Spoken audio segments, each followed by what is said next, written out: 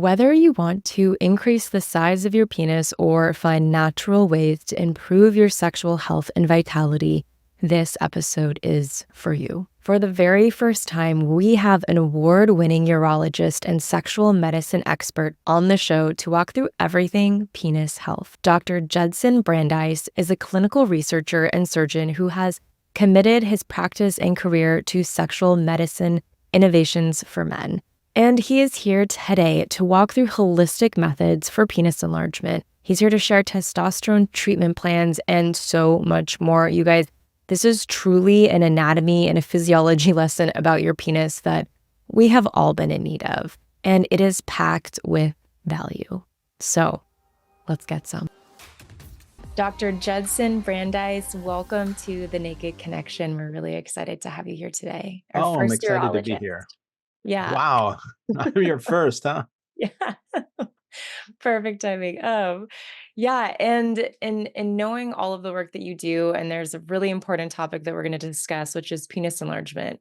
To kick things off, what are some of the misconceptions that people have about this issue?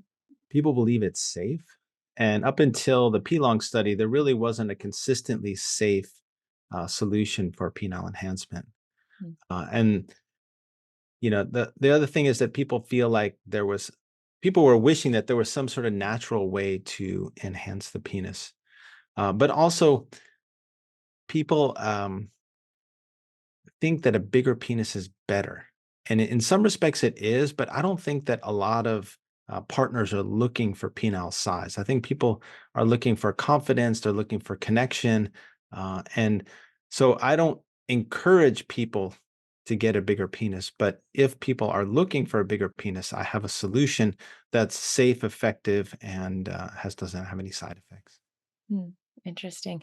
Yeah, I had a guest on a while ago, Dr. Ogi Ogus, who did a lot of research on pornography searches. And one of the things he noted was that oftentimes women aren't searching for like large dick or big penis, but men are. And like the kind of this misconception that, I mean, that it has to be bigger in order for it to be better is interesting. Yeah, I mean, men think that women really care, but I don't really think that they do care. I think men care more than women care. Hmm. Yeah. And Yeah. when I look at the size of the penis in the P-Long study, it wasn't all guys with small penises. There were guys with small penises, guys with middle-sized penises, and guys with large penises. And I was actually able to subfractionate the research subjects into guys with penises less than 5.5 inches and bigger than 5.5 inches. And the guys with the penises smaller than 5.5 inches had more percentage growth than guys with penises bigger than 5.5 inches. Because we wanted to be able to give people an expectation Yeah. of what the benefit of participating would be. Yeah, interesting. So I guess what would you say that the benefits are for exploring and going through the process of penis enlargement, both, I guess, externally and internally? Yeah, well, I mean, the P-Long is just totally different than any of the other technologies out there. So, you know, there's girth enhancement using fillers or fat transfers. The Mhm. problem is those are really expensive and they don't last for a long time. So, you spend $10,000 up front to get some hyaluronic acid or PMMA filler put into your penis. It lasts a couple of years, then you end up with a lumpy, bumpy penis, and then you have to spend another $2,500 every 2 years to get touch-ups Mm. to add girth, and then it's girth, it's not length. So you get what's called a pig in a blanket penis. Oh, Yeah, okay. and pig in a And so, blankets are good at cocktail parties, but they're not good in the bedroom. oh my gosh. And Oh, then then their surgery is like suspensory ligament ligation or the placement of a pneuma implant, and the ligament ligation really is a disaster. It doesn't really add any erect length; it only adds flaccid length. And mm, when you take down the suspensory ligament, your penis basically points to your toes, even when you're erect. And oh, then you generate scar tissue, and then your penis is even smaller than it was to begin with. So I would definitely not recommend ligament ligation. Now, the pneuma, it definitely gives you flaccid length, and it definitely gives you girth. In fact, almost 5 centimeters of girth. The problem is, I've seen a half a dozen patients in my practice, and this is just up in Northern California at my practice, who've had really disastrous outcomes from the pneuma, infections and, reoperations and having them have them removed. And so it's expensive. It's about 20,000 bucks, and it's not consistently safe. Mm, And so I definitely recommend against that. yeah. And so the beautiful thing about P-Long is it's totally safe. I did all 29 patients in the study myself, all six uh, PRP injections. Knock on wood, never had any problems or complications. It gives guys about an inch of length, about a half an inch of girth, and better penile function. Mm. Wow. Okay. And so knowing that there are these, it sounds like clients come into your office for one reason because they might have had a procedure previously, like you just described, that ended pretty detrimentally. What are other reasons that drive men to want this P-long procedure done? Like what, obviously, larger penis, but like what else is underneath that you've found? I think it's about confidence.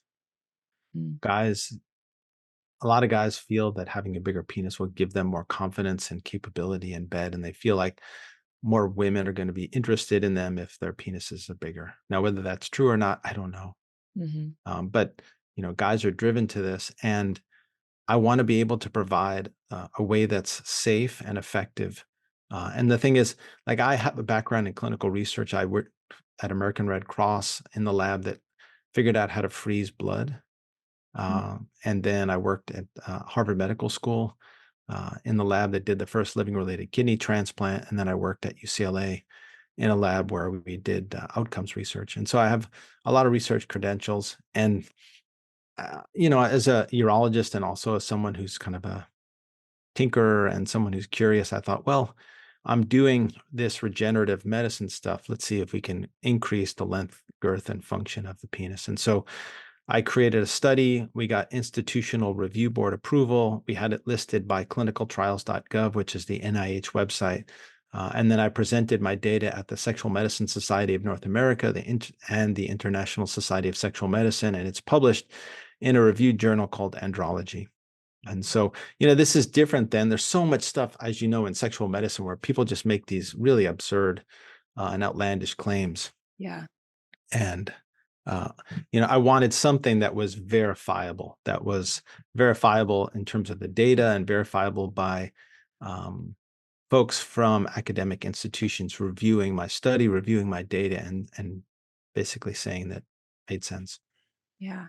Yeah. Okay. So can you walk us through, for anyone that's listening that might not know what P-long is, like what exactly that looks like, what the process is? Is it Yeah, invasive? exactly. Like what's going on here? Yeah. So, if you look at the collagen and elastin in the penis, it runs in two different directions. It runs lengthwise, because when you get an erection, it grows in length, and it runs circumferentially, right? So when you get an erection, it grows in girth. So part of the P-long process is to stretch the penis in length and to stretch the penis in girth. And so to stretch the penis in length, there's a device called the RestoreX device that was developed by a friend of mine at the Mayo Clinic and has been studied extensively. And in studies on Peyronie's disease, it was shown to increase length about 1.7 centimeters. And so you have to use the RestoreX device 20 minutes twice a day. And to increase girth, we used a penis pump by Dr. Joel Kaplan, 12 minutes in the morning and 12 minutes in the evening, right? So you're increasing girth, you're increasing length. And then we use a supplement that I created called Affirm, which is a nitric oxide boosting supplement, a supplement that increases circulation. And you take that in the morning and then in the evening, because I just did a study that showed that it increased nighttime erections by about 15 to 20%, right? So we want you to stretch your penis as much as possible. And then the secret sauce really is platelet rich plasma. So platelets in the body have two functions. One function is to stop bleeding. Like we all know, when you cut yourself, you form a clot, but then the clot falls off and you get a scab, and then the scab falls off and the tissue grows back. Mhm. And the reason the tissue grows back is because inside platelets, you have growth factors. That's what helps the tissue regenerate. And so as the part of the P-long protocol, we do an injection of PRP into the penis once a month for 6 months. And that accelerates the benefits of traction and suction. Got it. Okay. Okay. So there's kind of like four components to the Four protocol. components. Yeah. There's the, what was the first device called? The The Restore X, the traction, wrister extraction. which And then there's the penis pump. is for girth enhancement. And Yes. then there's The the supplement. Affirm nitric oxide booster. That's for circulation enhancement. And then there's the PRP, which adds growth factors, which accelerate the process, right? So there was a study done about 20 years ago on uh, a penis pump looking at whether you could increase the length and girth using a penis pump. And they showed that you were able to grow a penis almost an inch, but the problem was you had to wear the pump 8 to 10 hours a day Oh my gosh. for six to It's nine not months. And sustainable.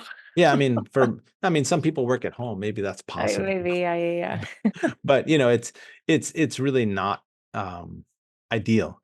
And I wanted to create a protocol that was doable by the average guy. Mhm. So 30 minutes before you go to work in the morning, 30 minutes before you go to sleep at night, you take some Affirm, you come into the office once a month for 6 months for the PRP. Wow. And okay. And so how long, I mean, is this permanent as long as you do the protocol for the 6 months? Like how long is this enhancement As long lasting as you're for? able to maintain good nighttime erections, you Okay. should be able to maintain the size of the penis. Yeah. Right. So this is not for guys with erectile dysfunction. We have lots of other stuff for guys with erectile dysfunction. This is for guys with normal penile function and normal nighttime erections. Got it. Cool. I was gonna ask you about penis pumps. I had a guest on the show a while ago, and she actually mailed me one of Dr. Kaplan's penis pumps. I'm like, I don't know what to do with this thing, but I should give it away to someone, one of the listeners. But I was so curious about whether those are really truly effective, and it sounds like they are, especially if you're doing this full kind of comprehensive protocol. Yeah, well, they're effective in that they pull blood into the penis, but you have to think about the physiology of erections, right? So Mhm. what really drives erections is arterial blood flow. And you have an artery called the deep cavernosal artery that sits in the inside of the corpora cavernosa or the erectile body. So you basically have two kind of cigars sitting on the inside of the penis, and then the artery is in the middle of that cigar, and it's pumping blood actively into the penis. Now, when you get a full erection, the pressure in the corpora basically blocks the backflow from venous blood that sits on the outside of the corpora, on the outside of the cigar. And so a penis pump will bring venous blood into the penis, but as soon as you release the pressure, that venous blood is going to leave. Yeah. And there's nothing replacing it because the artery isn't pumping. Mm. So that's sort of the principle of people that use cock rings is when they get a full erection, then you put a cock ring around the penis that traps the venous blood in the penis. And then you have arterial blood that's still pumping blood into the penis. Fascinating.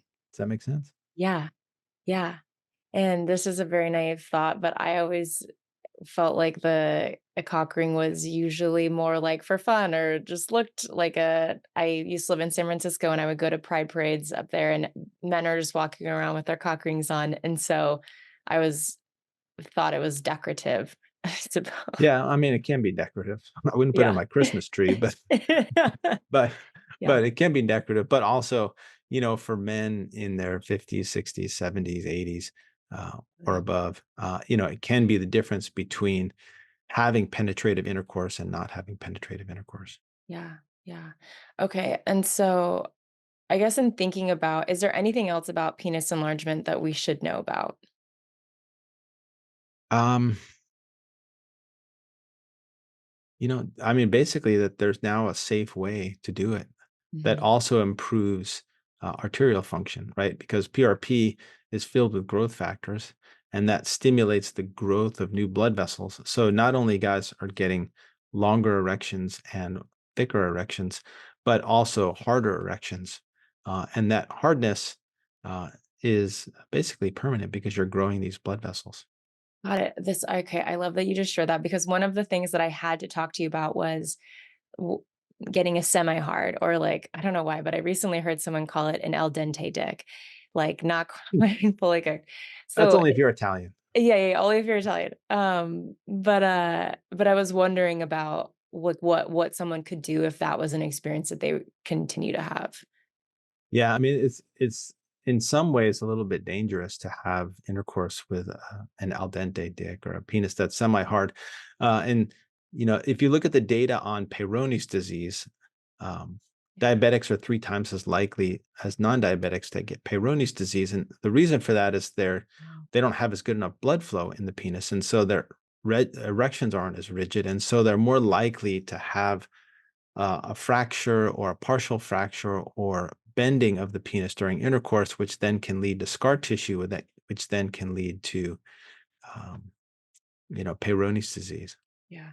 And Yeah, so, and that was actually something, just being really transparent, like this part of human sexuality is something that I'm still deeply learning about. And so when I came across Peyronie's disease, I didn't know that that was actually a disease. I thought it was just some men have curved penises and that's just the way that they were born. But this sounds like something that, and maybe you can explain it if other people are listening, didn't necessarily know what this was. yeah, I mean, some people have kind of a gently curved penis, but this is a pathologically curved penis. And the thing is, 80% of men that have Peyronie's disease can't point to a particular date or time when they felt like it started, or a reason it started. Now, there's some people that have what's called Dupuytren's contractures, which are like those little trigger finger things, and that's a problem with collagen.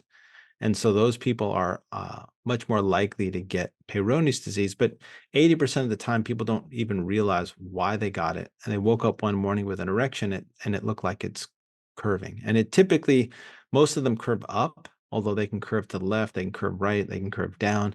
And once it gets past about a 30% curvature, it makes intercourse really difficult Yeah. and dangerous and painful, not only for the patient, but then also their partners. And so there are a couple things you can do. There's really no oral medication that you can use on it, but there is a medication called Xiaflex, which is an injection into the plaque that can improve the curvature by about 30 degrees, Okay. right? And so just to understand this, is it basically like there's some sort of something physical happens that causes damage to the penis, and then as a result, is it scar tissue or what is Yeah, so it's actually basically leading to scar this? tissue. So Okay. like I said earlier, the penis is made of collagen and elastin, and elastin is Mhm. stretchy, right? So when you get an erection, your penis is able to stretch from like 3 inches to 6 inches. Let me just make up a number, Mhm. right? But if you have scar tissue on the top of the penis, now the top of the penis is only able to stretch to 5 inches, but the bottom of the penis is able to stretch to 6 inches. And because of that, you'll get an upward curvature of the penis to compensate for the difference in size of the sides, the top and the bottom. Yeah, yeah, wow, okay. This just made me think about a question about, some people are growers, some are showers. From your understanding, what is the driving factor of that for an individual's penis? It's a good question. I mean, I think it's a lot of it is just kind of blood flow. Mm. So if you have more blood flowing through the penis, then you're going to have greater penile volume even when you're flaccid. And I'll put people on a daily dose of tadalafil or Cialis, and folks will say, "Well, my penis is bigger." Or we do Botox injections into the penis. Botox relaxes vascular smooth muscle, so it opens up blood vessels, and so the penises are fuller, bigger.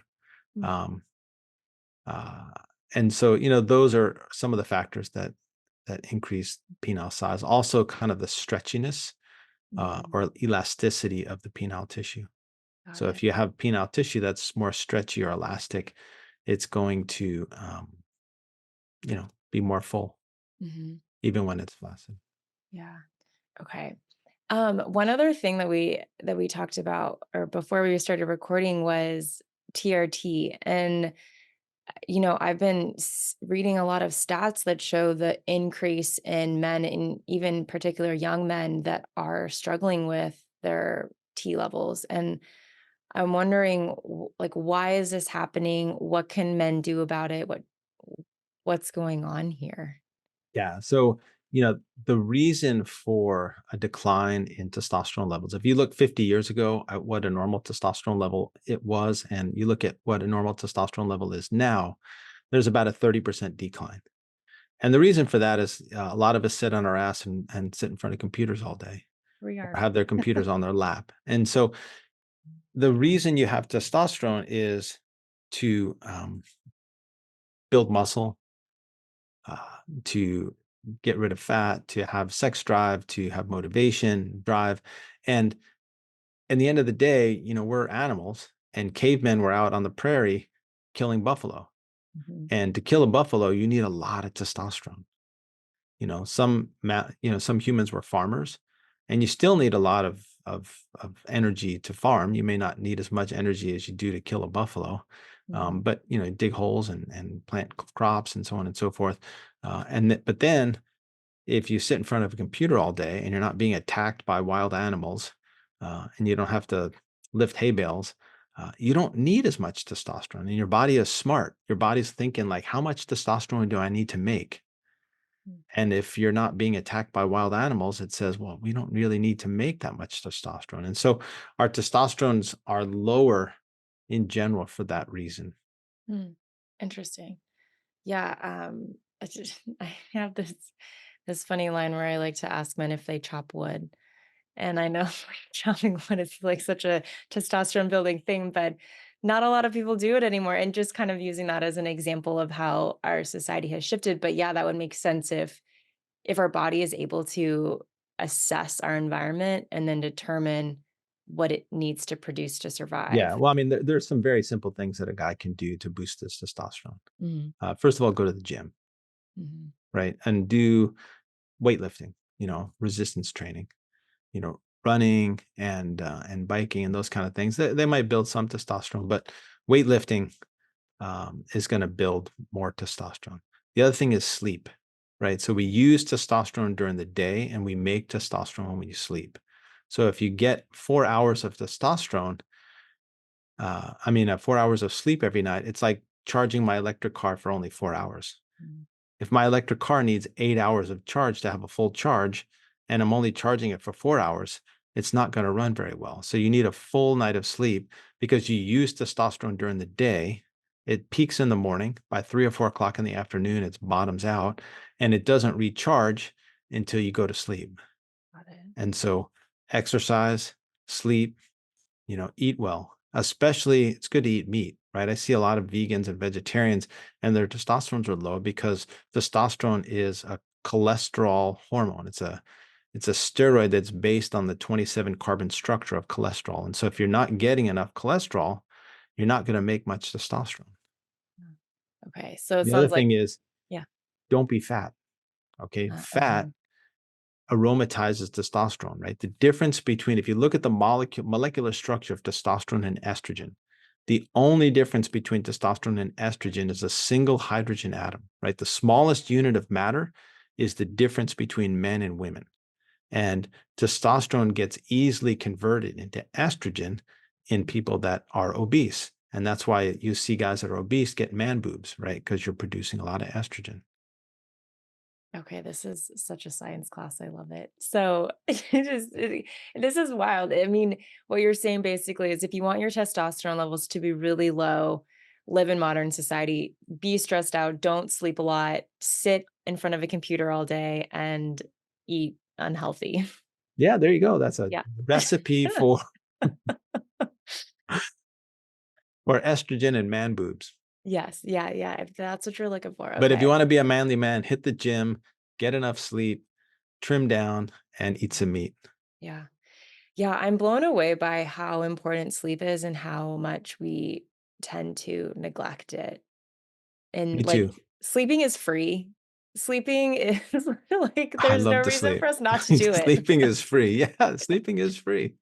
I mean, the thing is, like, I wrote this book, The 21st Century Man, and so I do a lot of podcasts that talk about men's health, Mhm. and I say I can give you advice in 10 seconds that will make you healthier than about 95% of men, which is don't drink, don't smoke, don't do drugs, don't eat too much, exercise every day, meditate, stretch, get enough sleep, be nice to other people. That's it. Yeah. If you do those things, then you'll be healthier than about 95% of Americans. Yeah. Why is it so hard for us to do that? Like, or for men to that just why is it so hard to do that? Yeah, because we live in stressful society and stressful lives. I Mm, mean, when I get stressed out or sad at home, I'll go to Ben and Jerry's and I'll eat a pint of ice cream, mm, you know? Like, yeah. I know it's not good for me, but sometimes it makes me feel better. Yeah. I work out a lot, so I don't put a lot of weight on. But if you don't, if you have a job where you commute 2 hours a day each way, or you have to work two jobs, or Mhm. you have diabetes or genetic predisposition to problems, it's tough. Yeah. Yeah. And so thinking about the testosterone treatment, if someone is doing all of these things, let's say, and they're really working on being healthier and their testosterone levels are still low, or if there's just different situations in which they want to have more testosterone than what is currently considered average, what are options for them and what does that look like in the long term? I know there's like just information out there about what are the long-term impacts and influences of doing r- TRT. Like what would you say to that? Yeah. So I wrote a really good ebook that's totally Mm, free. If you go to my website, brandeismd.com, and then go to media and then drop down to ebooks, I actually wrote 3 ebooks on testosterone. One is okay. called All About Testosterone. That's a good place to start. The second one is Testosterone Levels, which talk about the levels you'll achieve with all of the different testosterone preparations. And then the other one is on performance enhancing drugs. So Mm, testosterone and testosterone derivatives that are used by bodybuilders and athletes to improve performance. okay. And then the other thing is, if you go to my YouTube channel, which is Brandeis MD, I did a lecture for first responders that I put up there. It's about an hour, and it goes through basically everything about testosterone and about building muscle. Right. Yeah, and I'll put all of that in the show notes for everyone that's listening. So in thinking about that first responder piece, I know you were sharing before we recorded about an experience that you have, and this was something that I had never considered before about the value of the career path that you're on, or just your lifestyle, and how some people are going to more benefit from having higher testosterone levels, which I think is really fascinating. Yeah, I mean, I see a lot of first responders, SWAT, police, fire, and that can literally make the difference between life and death for those guys. And their testosterone needs are totally different than my testosterone needs, sitting in a medical office all day. I mean, I had a patient I think I was telling you about who came in with a testosterone of 400, and which most people would consider quote normal. Mhm. But he's out on the street fighting bad guys, and he was telling me the other day that he got into an altercation with a bad guy. That he finally was able to subdue the bad guy, but he said, if I was fighting that guy when my testosterone was 400, I wouldn't be standing here. He said, my testosterone's 1200 now, and I'm doing great. But if it was 400, it would have been a big problem for me. Yeah, yeah. It's incredible. And it's amazing that we have the science now to be able to support all of this for men, for people out there. Okay, so thinking back to the very beginning about penis enlargement, if someone wants to explore this protocol or go down the path, what is the first step? What should they do? Yeah, just go to p-long.com. Okay. And really all the information that you'll need is on that website. So there's the original paper that I published, there's lectures that I've given, and there's information on all the other um, penile enhancement technologies and why they aren't necessarily ideal for Mm, men. okay. Yeah. And I would love to know, well, what got you into this work? What led you to the path of doing what you do now? Because Wow, it's kind I of feel a like this isn't something that everyone just decides they want to yeah, do. Like and you're a kid or like something. I mean, probably super embarrassing to my kids. So I apologize to my kids. I don't think they watch my podcast, but no, I mean, I started out my medical career really interested in kidney transplants, Mm, and then did started with a general surgery residency and a urology residency focused really on kidney transplantation. And then I became really interested in prostate cancer and surgical robotics, and I helped pioneer surgical robotics. And that brought me to a more general urology track. And I opened up Kidney Stone Center, and I started MRI guided prostate biopsies. But I always liked doing things way, way ahead of the curve. And I became interested in regenerative treatments for sexual function. So helping guys get erections when they're at an age where they no longer can.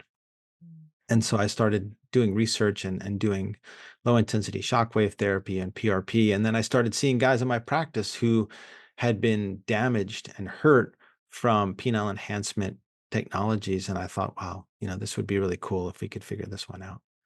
And so that's what we did. Yeah. Yeah, it's always I always find it so interesting how these small little steps in our life can lead us to these places that we never thought we'd be, but somehow you're like, this works for me. Yeah, exactly. You know, Yeah, I never thought at the age of 10 that I would be the penis enhancement king, but you know, here we are, there we go. Somebody's got to do it. Amazing. Amazing. Well, thank you so much for coming on and sharing all of this. It really felt like a science lesson, a biology lesson, anatomy, everything coming together, all about penises. And so I'm really grateful that you came in here and shared your knowledge because I think it's important for us to understand the science behind what's unfolding sexually in our lives and what's available to improve this part of life. So appreciate Yeah. the work that you No, do. I And appreciate you having me on because there's so much false marketing and mm, pseudoscience out there in the yeah. sexual medicine field. And so, it's really important to look at the source documents and the real information and who's behind any of these products and protocols that you are interested in. Mhm. Yeah. Yeah. Thank you for putting all this information out there. And everyone, I'll put links to his ebooks. And if anyone's interested in doing P-Long, I'll put the link for the website there too. They can connect with you or providers. Yeah, I mean, we have a network of about 50 or 60 providers around the country. So if you're in New York, you don't have to fly to San Francisco. Yeah. Perfect. Amazing. Yeah. Awesome. Well, thank you so much for coming on the show. It's been a joy to have you here. Oh, my pleasure. Thanks for having me on. Thank you so much for tuning in to this episode of The Naked Connection. Be sure to subscribe so you don't miss another episode. Trust me on this, your sex life and that special someone in your life will thank you for it. And if you really love the show, please take a moment and leave a 5-star review or a written review and let me know what you think. It would mean so much to me and this show. Until next time, happy connecting.